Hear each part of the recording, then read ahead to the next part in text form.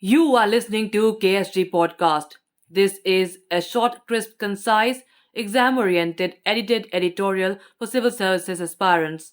The topic for this podcast is Eye on China. The source for the content is Rajat Pandit's article for the Times of India.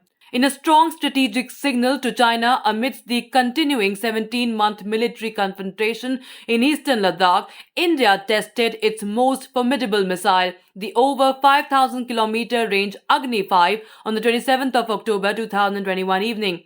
The successful test of the Agni-V, which brings even the northernmost part of China within its strike envelope, is in line with India's stated policy to have credible minimum deterrence that underpins the commitment to no first use or NFU, said the Defense Ministry. An official said, and I quote him here, "The missile, which uses a three-stage solid-fueled engine, is capable of striking targets at ranges up to 5,000 kilometers with a very high degree of accuracy.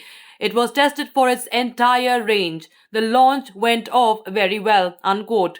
The test was significant on two counts. One, it was the first user launch of the country's first intercontinental ballistic missile, or ICBM, by the Tri-Services Strategic Forces Command, or the SFC, after its induction into the armed forces.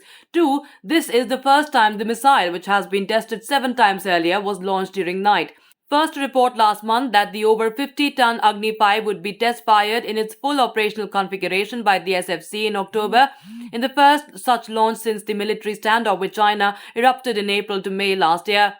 On 27th of November 2021, the missile with the 1.5-ton warhead was launched from the APJ Abdul Kalam Island off the Odisha coast at about 7:50 p.m. Flying at 24 times the speed of sound, the missile's trajectory and flight parameters were constantly monitored by radars, electro-optical tracking systems, telemetry stations, and ships before it splashed down in the Bay of Bengal. DRDO is also working to develop multiple independently targetable re-entry vehicles, or MIRVs, for the Agni missiles, but it will take at least another 2 years for the multiple warhead capability to be tested. An MIRV, or MIRV payload, basically involves a single missile carrying 4 to 6 nuclear warheads, each programmed to hit a separate target. The existing single warhead Agni-V in itself adds teeth to the deterrence posture against China, which has missiles like the Dongfeng 41 that can hit any Indian city. China has also recently gone in for a huge expansion in new missile silo fields for launching nuclear-tipped ICBMs. As per the latest assessment of the Stockholm International Peace Institute, China now possesses 350 nuclear warheads and Pakistan 165 as compared to 156 of India. But India remains confident of its credible minimum deterrence. The Agni-V is operationally better than the earlier Agni variants because it is a canister-launched missile to ensure lesser maintenance as well as swifter transportation and firing.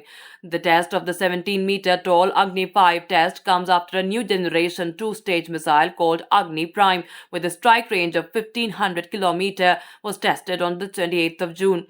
The Agni Prime, also a canister-launched missile, will eventually replace the Agni-1 missiles in the arsenal of the SFC, which also has the Prithvi-2, Agni-2 and Agni-3 missile units. India has also long modified some Sukhoi 30 MKI, Mirage 2000 and Jaguar fighters to deliver nuclear gravity bombs. The new French-origin Rafale fighters inducted by the IAF are also capable of doing it. But the third leg of India's nuclear triad is still far away from becoming robust, represented as it is by the solitary nuclear-ballistic missile submarine INS Arihant, armed with only 750-kilometer range K-15 missiles as of now. Countries like the US, Russia and China have SSBNs, or the solitary nuclear-ballistic missile submarines, with well over 5,000-kilometer range submarine-launched ballistic missiles, or SLBMs. India has 3 more SSBNs under development, with INS Arighat now slated for commissioning next year after some delay. The K-4 missiles, with a strike range of 3,500 kilometers, in turn will take at least 1 more year to be ready for induction. That's it for this podcast. Thank you so much for listening. To join KSG India courses and to crack the ICE exam, visit ksgindia.com. You can also get a PDF of this podcast on ksgindia.com. Thanks for listening.